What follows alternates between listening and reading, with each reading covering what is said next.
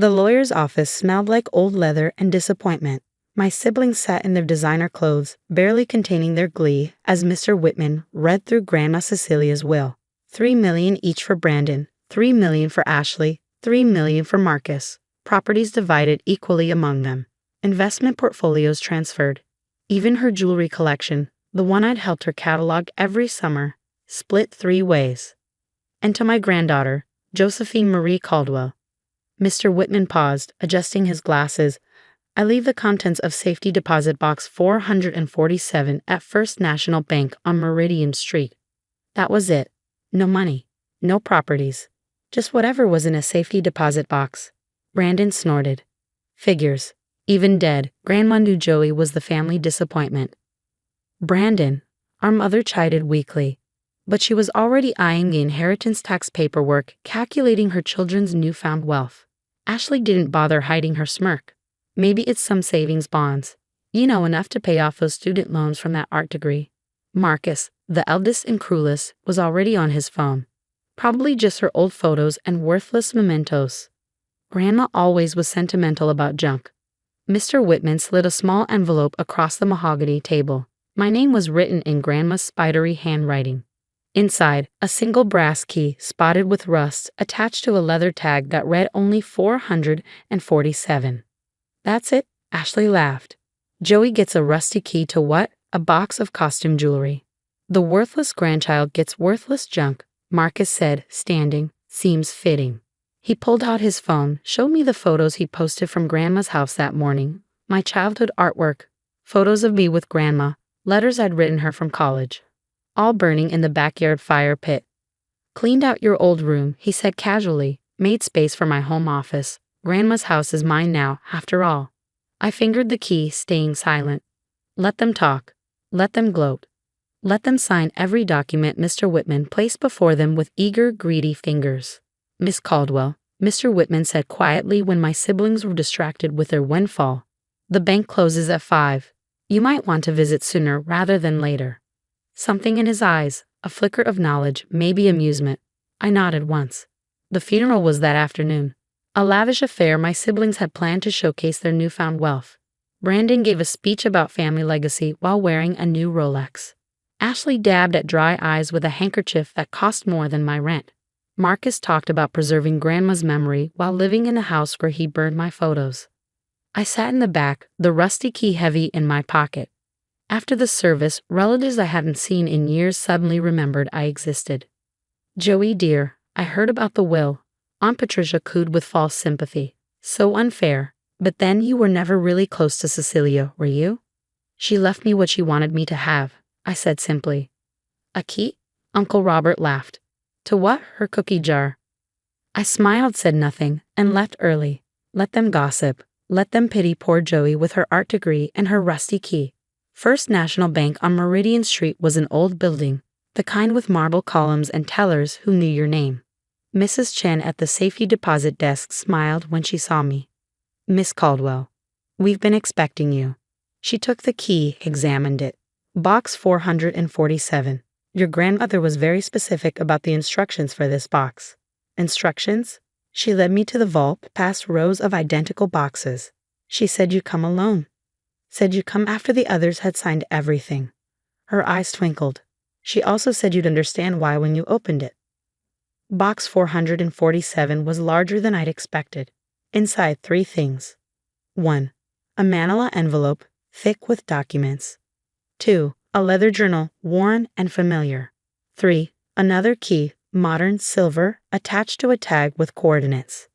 I opened the journal first, recognizing it immediately. Grandma's investment diary, the one she kept religiously for 60 years. The one my siblings claimed never existed when they ransacked her study looking for financial records. The final entry was dated a week before her death. My dearest Joey, by now your siblings have gleefully divided what they believe is my entire estate. Let them.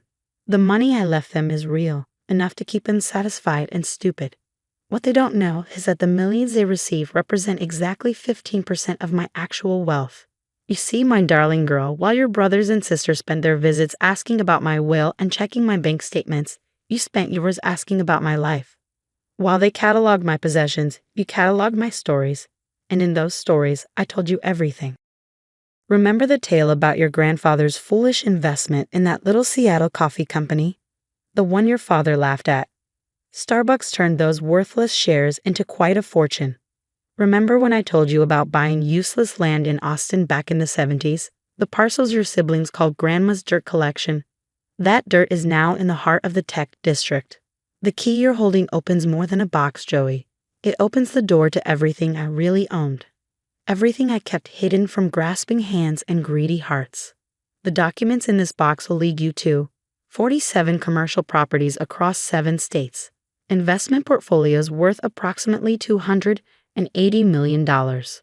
Art collections in climate control storage, yes, including the monet your brother said was fake. The vineyard in France your sister claimed I invented.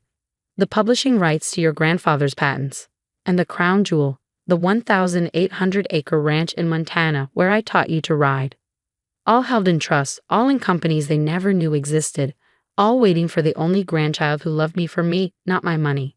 There's one condition, my dear. You must never share this wealth with your siblings. Not out of cruelty, but because they've already shown you who they are.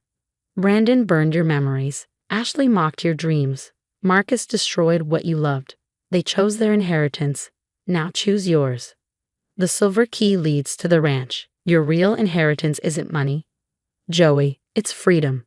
The freedom to create, to live, to be exactly who you are without apologizing to anyone. All my love, Grandma Cease. P.S. Mr. Whitman has been my lawyer for 40 years. He's the only one who knows the truth. Trust him. He has instructions to help you claim everything properly and quietly. P.P.S. The rusty key?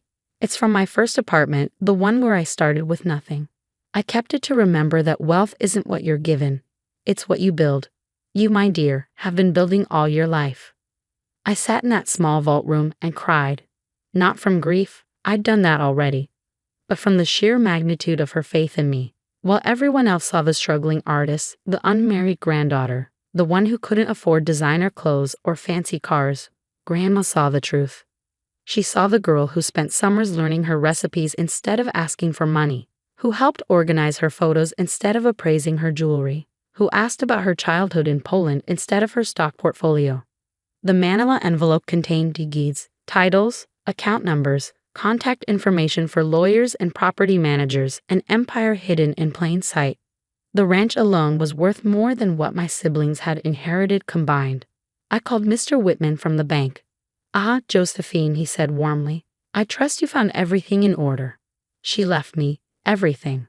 Not everything, he corrected gently. She left them what they expected, money. She left you what they never understood was valuable. The rest. My siblings. Signed ironclad documents accepting their inheritance as complete and final. They can't contest what they don't know exists. I could hear his smile.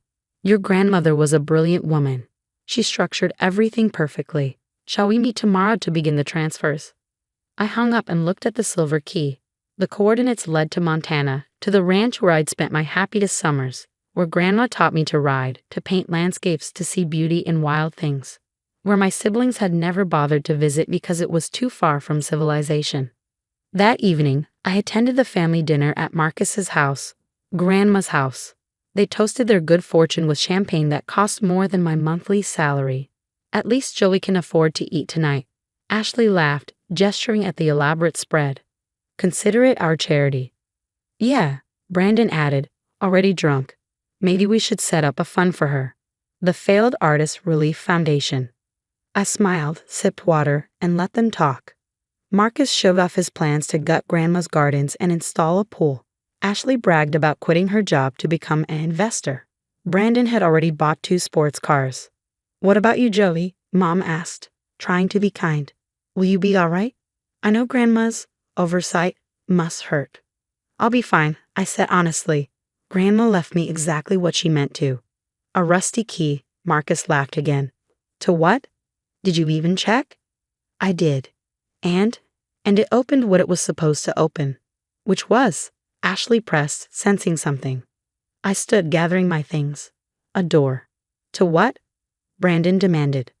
I looked at them, my siblings who've inherited millions but not wisdom, who've gained wealth but not worth. who'd burned my photos while sitting in a house worth less than the dirt they'd mocked. To the future Grandma wanted me to have, I said simply, "Good night." I left them there, confused and irritated but not worried. Why would they worry? They had their millions. They had one. The next morning, I met with Mr. Whitman and began the quiet process of claiming my real inheritance. By the end of the week, I was worth more than my siblings would make in 10 lifetimes. But I didn't buy sports cars or designer clothes. I didn't quit my job at the gallery or move from my small apartment. Not yet. Instead, I flew to Montana, used the silver key to open the ranch house, and found one last gift, a studio Grandma had built just for me, with north-facing windows and views of the mountains. On the easel was a note, "Paint your truth, Joey. It's worth more than their lies." 6 months later, my first solo art exhibition opened in New York. The mysterious buyer who purchased the entire collection for $2.3 million remained anonymous. The check was drawn from a company called CLC Investments. Cecilia Louise Caldwell Investments. Thanks, Grandma. My siblings came to the opening, of course. Drawn by the prestige and the free champagne, calculating how to use my sudden success for their benefit. "I always knew you had talent," Ashley lied smoothly. "We should talk about investing your earnings. Family helps family." Speaking of family, Marcus interjected, "You could use a business manager. I'll give you the family discount. Or you could invest in my new venture," Brandon added. "Ground floor opportunity." I smiled at them over my champagne glass. Real champagne now, not the cheap stuff I used to drink. That's kind of you all. But I have excellent financial advisors. They've been managing my portfolio for years. Portfolio? Ashley blinked. What portfolio? "The one Grandma helped me build," I said truthfully. After all, she had just not the way they assumed. They exchanged glances, calculating, wondering. But what could they do? They'd taken their millions and signed their papers. They'd mocked the rusty key and burned my memories. And now I stood in a gallery wearing a simple black dress and my grandmother's pearl necklace. The real one, not the copy she'd left in the jewelry box they'd divided. The one she'd hidden in the ranch house with a note, "For Joey's first exhibition." "You know," I said quietly, "Grandma once told me that wealth isn't about what you have. It's about what you do with it." "Easy to say when you have nothing," Marcus scoffed. I smiled. Exactly. They left early, frustrated by my calm and their inability to figure out my sudden success. Let them wonder. Let them assume I got lucky with art sales. Let them sleep soundly in their paid-off houses while I owned the land beneath 100 others. That night, I called Mr. Whitman. "I want to set up a foundation for struggling artists, full scholarships, living stipends, no strings attached." "Your grandmother would be proud," he said warmly. "What shall we call it?" I thought of the rusty key still on my keychain. The key to a first apartment, to humble beginnings, to remembering where you came from. The Rusty Key Foundation, I decided. For artists who have everything but opportunity. Perfect. And your siblings? They got what they wanted, I said. Money without meaning. Wealth without wisdom. Exactly what they deserve. I hung up and looked at the gallery walls, now empty of my paintings but full of promise. Tomorrow, I'd fly back to Montana. I had a ranch to run, properties to manage, a fortune to shepherd. But tonight I raised a glass to the woman who saw me clearly, who gave my siblings enough rope to hang themselves with greed, who left me a rusty key that opened every door that mattered. Thanks, Grandma, I whispered, for knowing the worthless grandchild was worth everything. Somewhere in her house, Marcus slept soundly, never knowing he lived in the smallest property in Grandma's true portfolio. Ashley dreamed of investments, ignorant that her millions were pocket change compared to the accounts she'd never known existed. Brandon polished his sports cars, oblivious that I owned the dealership where he bought them. And I held a rusty key and smiled. Because Grandma was right, they'd chosen their inheritance, cash they could count and spend and waste. She'd left me something better, everything else. The key to her first apartment, the deed to an empire, the knowledge that being the worthless grandchild had made me the only one worthy of her real trust. $3 million had bought my siblings' silence, their signatures, their willingness to write me off. It was the best investment Grandma ever made.